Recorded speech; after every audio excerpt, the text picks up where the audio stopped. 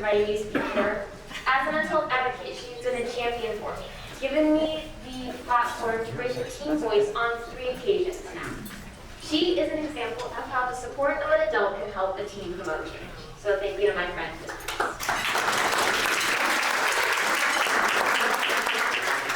Hi, I'm Aria Rani Sindledecker. I go by Rani. I'm a mental health advocate and activist. I created the video you just saw to show viewers the effect that stigma has on the affected and how proper enforcement of the Mental Health Parity and Addiction Equity Act is crucial to eliminating the stigma. This stigma prevents many teens and tweens from walking into the school office to sign up for counseling, to pick up the phone, or even to talk to their parents or friends to get help. 1 in 4 people in the U.S. suffer from a moderate to severe mental health challenge. That means out of a random group of 100 people in this room, about 25 have a mental health challenge. Some may have found support, but the others may be too afraid to find help. They may feel ashamed or embarrassed or worried about what others will think about them. Or maybe they don't even have access to care. I believe that my generation, with the help of adults, has the ability to stop stigma. I believe that someday my generation could become stigma-free through peer-to-peer communication and support, mental health parity, and mental health education in schools. After the worldwide pandemic, it is time. But what do I have to offer? I'm not a psychologist or a psychiatrist. I haven't even finished 8th grade, and I'm only 13. My expertise comes from my experience. I've been talking to teens and observing them for almost 2 years about mental health. I am in the thick of it. My mental health education first started with The Social Dilemma, a documentary that discusses the effects of social media on teens and tweens. I learned that suicide rates in females between the ages of 10 and 14 have soared 150% between 2009, the start of social media, and 2019. This made me wonder, why we kept this so silent? Why did we let these deaths keep increasing when we could do something to stop them? So I created my first award-winning documentary short, Power to Save a Life, about how teaching teens and tweens digital citizenship can help them navigate social media in a healthier way. In the documentary, I interviewed Mrs. Marty McGurk, one of the Mountain View High School assistant principals. Thanks again, Mrs. M.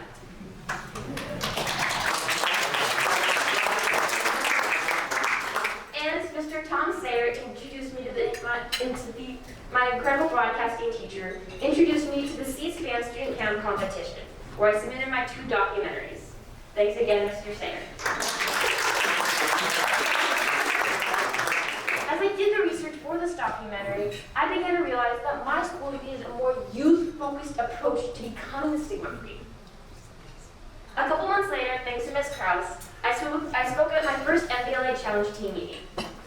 Soon after, I founded the Empathizers, a student-led peer-to-peer club that works to spread mental health awareness and destigmatize the school community. The Empathizers are now up to almost 40 members. In addition to creating PA sites for the morning announcements, making awareness posters, and hosting activities like Mental Health Awareness Month, we spend a lot of time checking in with one another. We start every club meeting with all members giving a thumbs up, a thumb sideways, or a thumbs down based on how they're feeling that week. We start with the people who give a thumbs down, and just listen to them. And then we end with things like exciting opportunities, family events, or big grades. By the end of our meetings, everyone looks relieved, like a weight has been lifted off their shoulders. All the members have opened up about the big and small things going on in their lives. And thanks to Mr. Chris Lau, Ms. Nishihara, and Ms. Galassi for supporting the Empathizers.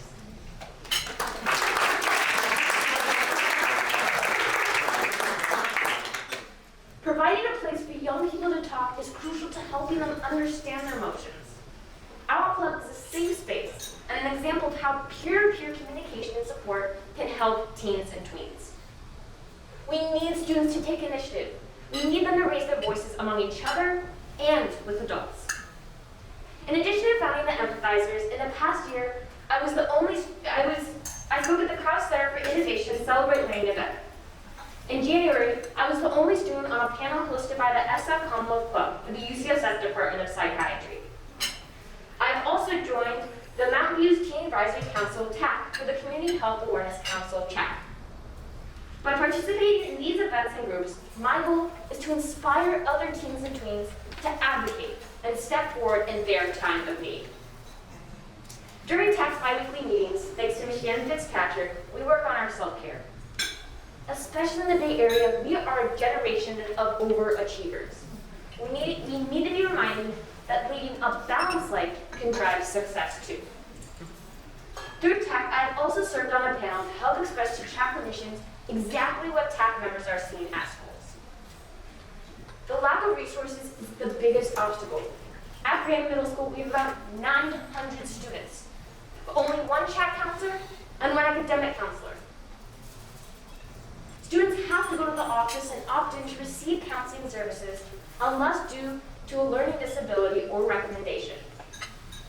Again, today in the U.S., 1 in 4 people have mental health challenge.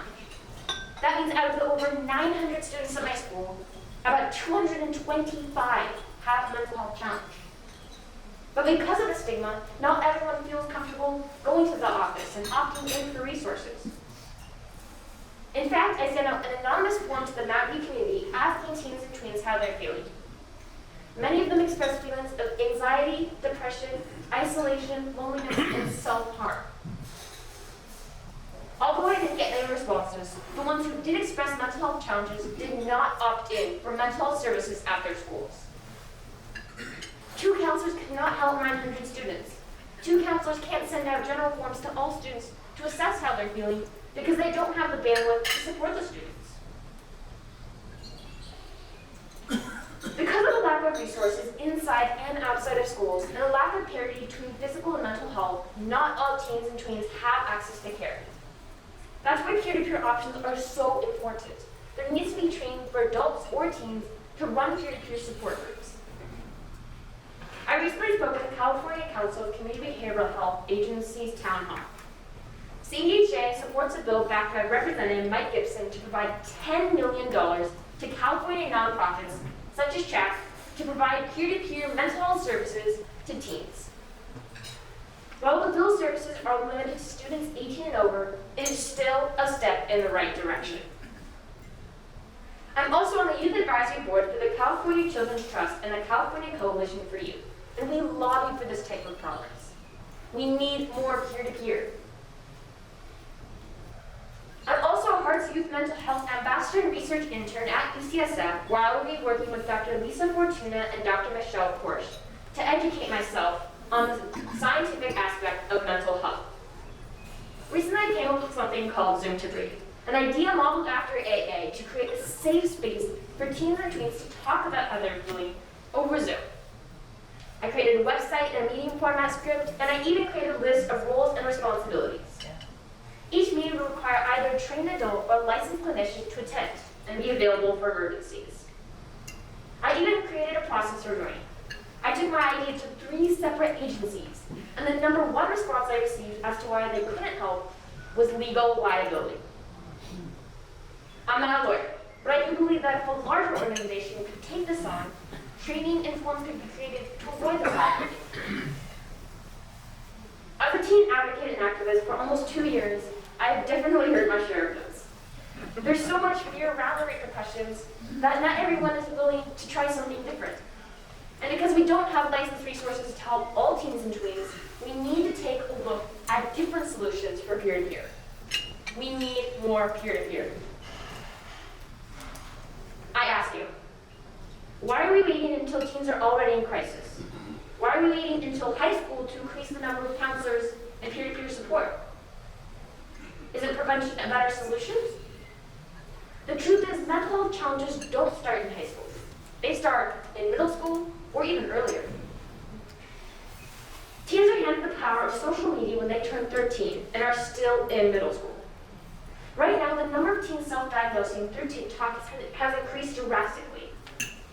After all, anyone can post these videos. They are not all vetted by mental health professionals and can include a lot of incorrect information.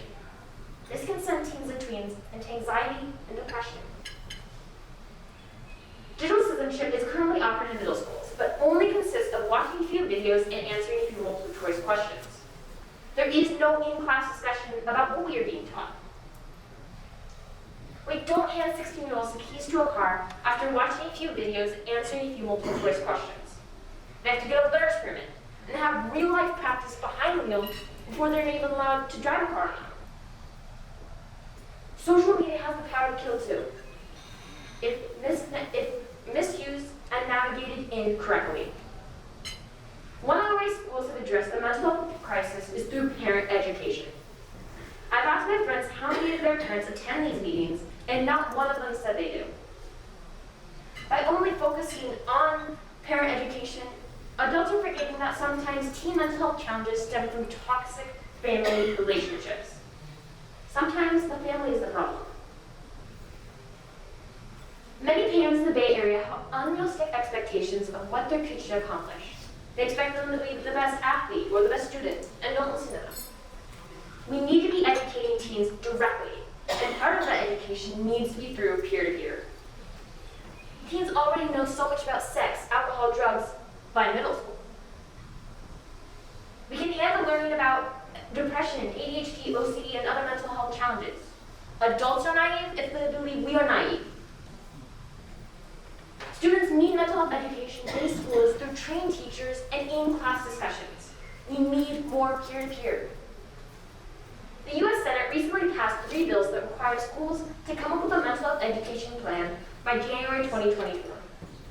That is a year and a half just to create a plan. We need to remember that we're just coming out of a pandemic and need quicker solutions to more peer-to-peer education and preventive education. And I'd like to add that it just takes one advisor, one adult, one teacher to believe in a student for that student to make a change in the world. For me, Ms. Krause and Dr. Stephen Hinshaw opened so many doors for me. And because of it, I've been able to create more and more change for more adolescents. I come here asking all of you, the leaders of Mount View and Los Altos, to listen to teen voices like mine, so we can stop just talking about change and actually create change for my generation. Thank you.